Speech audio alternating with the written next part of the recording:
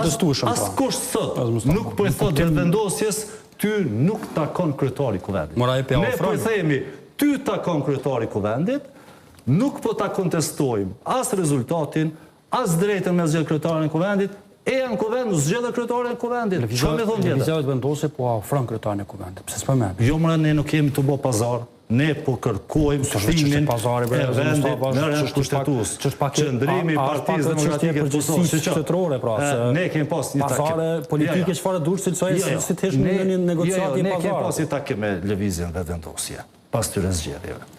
Edhe nga i takim kemi pas një qëndrim të qartë. Partia Demokratike e Kosovës qëndron në opozitë.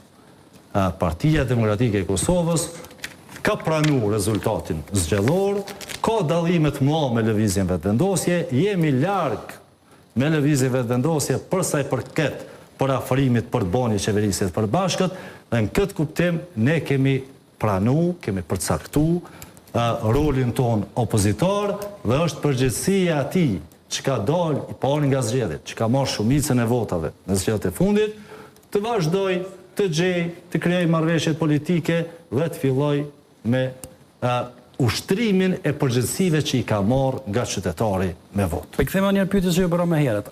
A në kupton kjo, pra, Ose Mustafa, duke thënë ne po qëndrojmë në opozitë dhe puna marrë të kofty, apo i bën pak a shumë kjo pak një farë lloj abstenimi për kësaj përgjegjësie procedurale? Se edhe ju keni marrë 151 vota, sa keni marrë? Nuk është abstenim. Keni përgjegjësi edhe ju për shtatë qytetarë. Nuk është abstenim. Ne jemi në një situatë ku nuk po ikim institucioneve të vendit.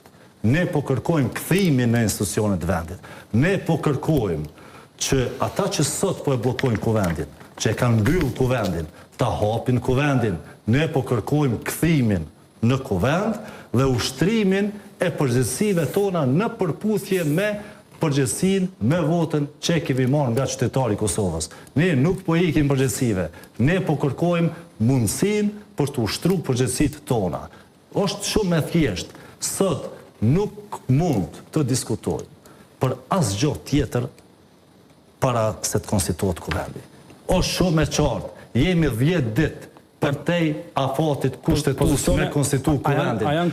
Nuk mundet askush të thotë, unë e mbaj kuvendin e bllokum. Sot du derisa ta gjeni zgjidhje që përshtatet. A janë pozicione radikale këto, pra Ose Mustafa, edhe e juaja, edhe lëvizjet vetëvendosje. Ju thoni, ma lër tash të parashtoj pyetjen, pra ju thoni, nuk mund të flitet për asgjë pa u konstituu kuvendi, vetëvendosja thotë na duhet me zgjidhjen e presidentit sepse ndryshe shkojmë zgjedhje.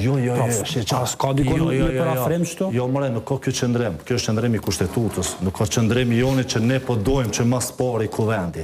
Është obligim që kuvendi të konstituohet brenda 30 ditëve nga certifikimi i rezultateve zgjedhore. Nuk është punë